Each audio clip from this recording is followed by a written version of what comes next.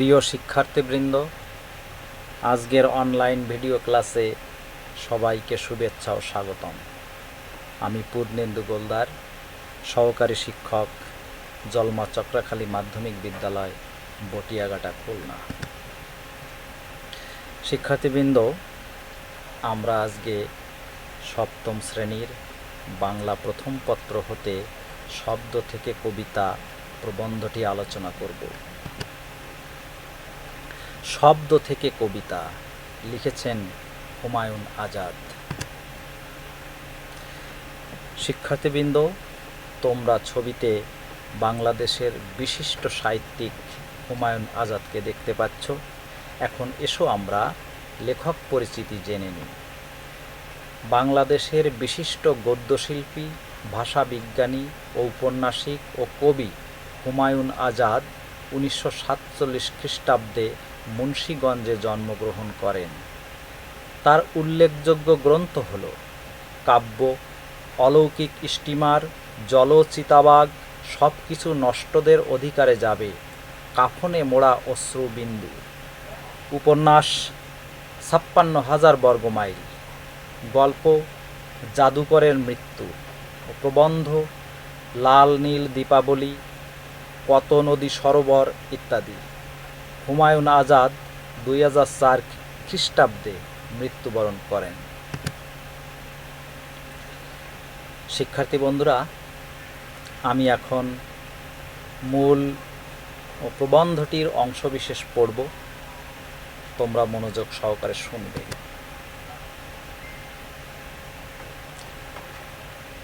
কবিতা কাকে বলে বলা খুব মুশকিল, কিন্তু আমরা যারা পড়তে পারি তারা কম বেশি কবিতা চিনি।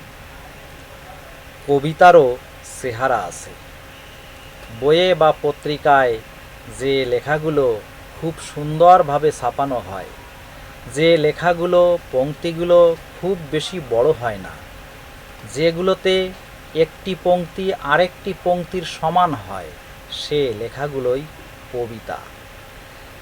যে লেখাগুলো পড়লে মন নেচে ওঠে, গান গেয়ে উঠতে ইচ্ছে করে, চোখে বুকে রং বেরঙের স্বপ্ন এসে জমা হয়, তাই কবিতা।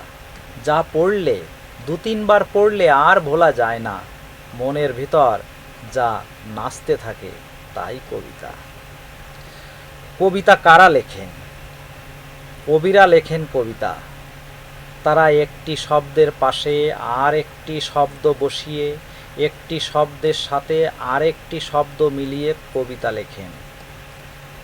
আমরা যদি কিছু বানাতে চাই তাহলে কিছু না কিছু জিনিস লাগে। উপমা একটি ঘুড়ি বানাতে চায়, ঘুড়ি বানানোর জন্যে উপমার দরকার লাল নীল কাগজ, সুতো, বাঁশের টুকরো। মৌলি একটি পুতুল বানাতে চায়, তার দরকার হলদে টুকরো কাপড়, সুতো, 3টা লাল বোতাম, 2টো সবুজ কাঁটা, একটু তুলো। তেমনি কবিতা বানাতে হলেও জিনিস চাই। কবিতার জন্যে দরকার শব্দ, রং বেরঙের শব্দ। পাখি একটা শব্দ, নদী একটা শব্দ, ফুল একটা শব্দ, মা একটা শব্দ, এমন হাজারো শব্দের দরকার হয় কবিতা লেখার জন্যে। কবি হতে পারে কে? সেই হতে পারে কবি যে লিখতে পারে কবিতা, যার ভালোবাসা আছে শব্দের জন্যে, যে শব্দকে ভালোবাসে খুব, শব্দকে আদর করে করে যে খুব সুখ পায়, সেই হতে পারে কবি। কবিরা গোলাপের মতো সুন্দর সুন্দর কথা বলেন, ছাদের মতো স্বপ্ন দেখেন। তুমিও গোলাপের মতো সুন্দর কথা বলতে চাও? ছাদের মতো স্বপ্ন দেখতে চাও? তোমার যদি শব্দের জন্যে আদর ভালোবাসা না থাকে, তাহলে পারবে না তুমি গোলাপের মতো লাল গন্ধ ভরা কথা বলতে, চাঁদের মতো জ্যোৎস্না ভরা স্বপ্ন দেখতে। তুমি কি লিখতে চাও ফুলের মতো কবিতা? বানাতে চাও নূপুরের শব্দের মতো ছড়া? যদি চাও তবে তোমাকে সারাদিন ভাবতে হবে শব্দের কথা, খেলতে হবে শব্দের খেলা। নানান রকমের শব্দ আছে আমাদের ভাষায়, তোমাকে জানতে হবে সেসব শব্দকে। কিছু কিছু শব্দ আছে যেগুলোর গায়ে হলুদ, সবুজ, লাল, নীল, বাদামি, খয়েরি রং আছে। তোমাকে চিনতে হবে শব্দের রং। অনেক শব্দ আছে যেগুলোর শরীর থেকে সুর বেরোয়। কোনো কোনো শব্দে বাঁশির সুর শোনা যায়, কোনো কোনো শব্দে শোনা যায় হাসির সুর, কোনো শব্দে বাজে শুকনো পাতার খসখসে আওয়াজ, কোনোটিতে বেহালার সুর। কোনো কোনো শব্দ তোমার পায়ের নুপুরের মতো বাজে। তোমাকে শুনতে হবে শব্দের সুর ও স্বর। অনেক শব্দ আছে বাংলা ভাষায় যেগুলোর শরীর থেকে সুগন্ধ বেরোয়। কোনোটির শরীর থেকে ভেসে আসে লাল গোলাপের গন্ধ, কোনোটির গা থেকে আসে কাঁঠাল চাপার ঘ্রাণ, কোনোটি থেকে আসে বাতাবি লেবুর সুবাস। তুমি যদি দেখতে পাও শব্দের শরীরের রং, শুনতে পাও শব্দের সুর, টের পাও শব্দের সুগন্ধ, তাহলেই পারবে তুমি কবি হতে। শিক্ষার্থীবৃন্দ, আমি প্রবন্ধটির এই পর্যন্ত পড়লাম, বাকিটুকু তোমরা বাড়িতে বসে পড়বে।